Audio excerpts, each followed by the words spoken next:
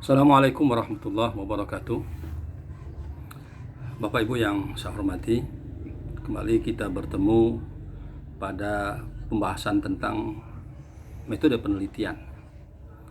Pada pertemuan pertama kita telah membahas tentang pendahuluan, tentang latar belakang, tentang identifikasi masalah, rumusan masalah, tujuan penelitian, dan lain-lain. Lalu kita juga telah membahas tentang kajian pustaka, apa pentingnya teori atau pendapat ahli dalam sebuah penelitian. Nah, kita juga telah membahas secara ringkas tentang metode penelitian.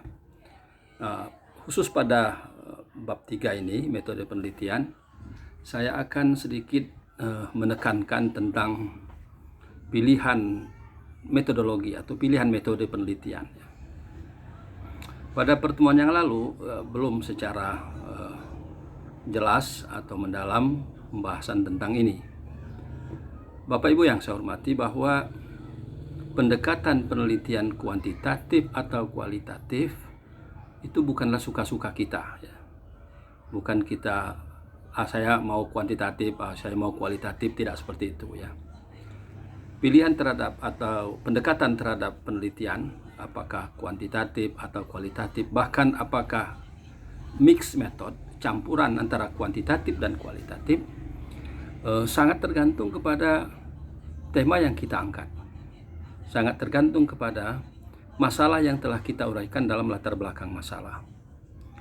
Manakala masalah yang kita akan teliti atau masalah yang kita ungkapkan dalam latar belakang masalah itu bisa kita ukur secara kuantitatif persoalannya, atau bisa kita gali melalui data-data kuantitatif dengan mengumpulkan sejumlah data-data kuantitatif di lapangan, maka tentu saja pendekatan dalam metode penelitiannya adalah pendekatan kuantitatif, karena bisa diukur secara statistik atau secara matematis, ya.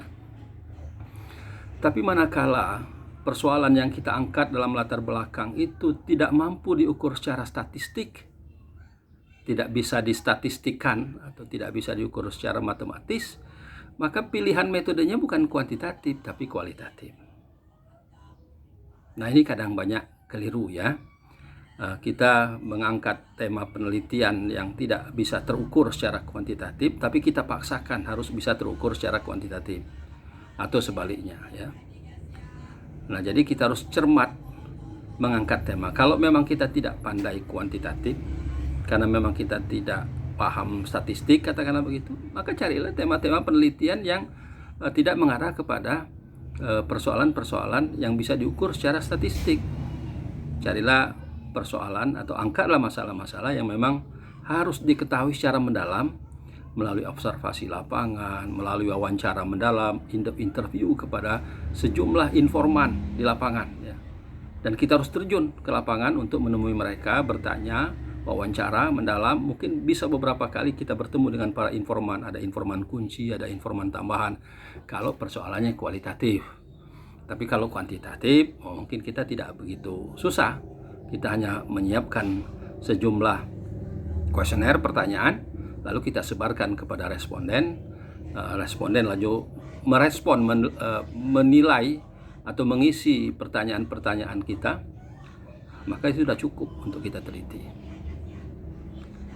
Nah, pilihan metode kuantitatif dan kualitatif ini memang ada plus minus, ada kelebihan dan kekurangan dari masing-masing metode itu. Pada penelitian kuantitatif, maka dari awal teorinya harus sudah jelas terlebih dahulu, variabelnya sudah jelas, indikatornya sudah jelas. Instrumen penelitian dalam metode kuantitatif itu adalah terletak pada kuesioner atau angket.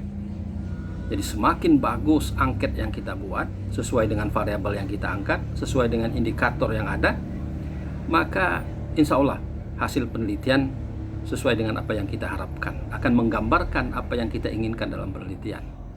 Instrumen utama dalam penelitian kuantitatif dalam manajemen adalah kuesioner atau angket. Tapi itulah diawali dengan persoalan yang sudah sangat jelas dan bisa terukur.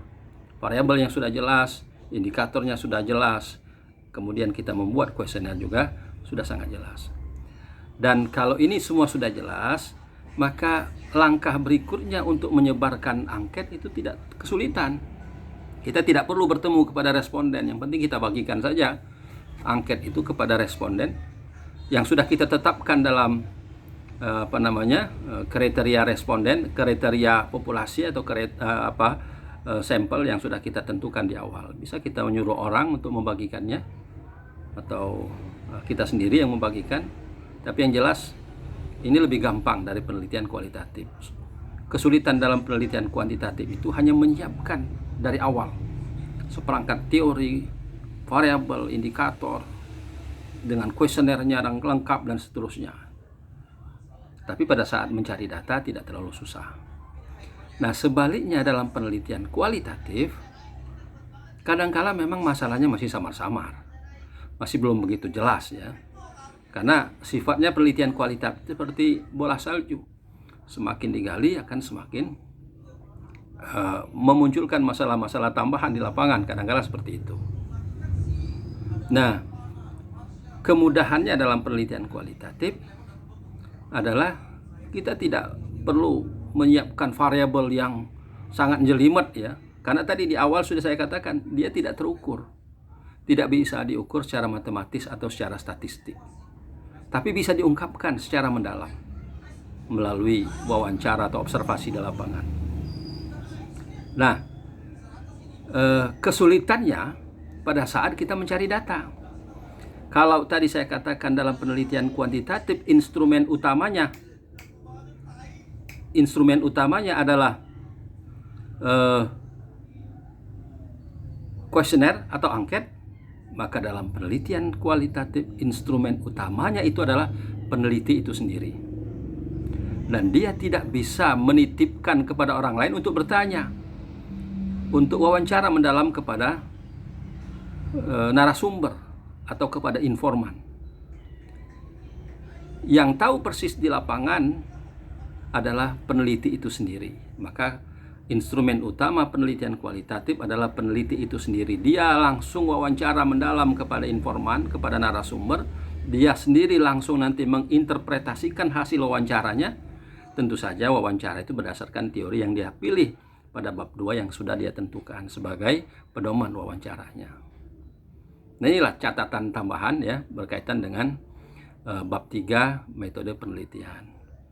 Jadi pilihan metode itu bukan tadi saya katakan suka-suka kita, tapi kita sesuaikan dengan tema yang kita angkat.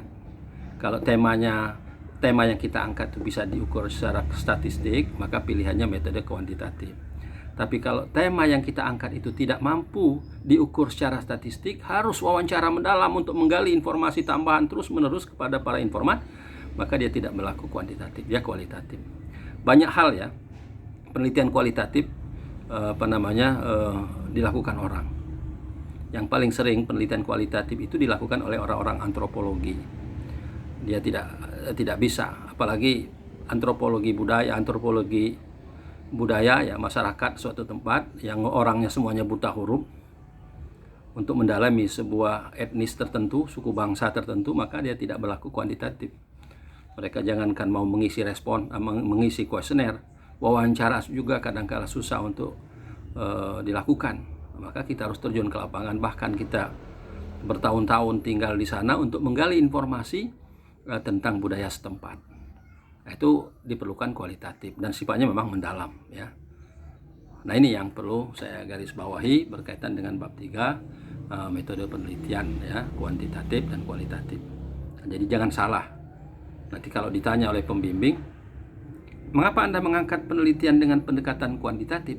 Sampaikan saja bahwa masalah dan tema yang saya angkat sesuai dengan uraian di latar belakang ini bisa diukur secara statistik, bisa diukur secara matematis. Nah, tapi sebaliknya kalau Anda mengangkat tema kualitatif, penelitian kualitatif, sampaikan saja bahwa ini tidak bisa diukur secara statistik. Harus betul-betul saya mendalaminya, observasi lapangan, wawancara mendalam kepada informan, baru kemudian terungkap berbagai masalah yang saya sudah uraikan di latar belakang untuk bisa menggali dan mengetahui jawaban-jawaban terhadap masalah yang sudah saya kemukakan dalam latar belakang. Nah, itu saja ya. Baik, saya kira demikian ya penjelasan tambahan tentang metode penelitian kualitatif apa kuantitatif. Terima kasih. Assalamualaikum warahmatullahi wabarakatuh.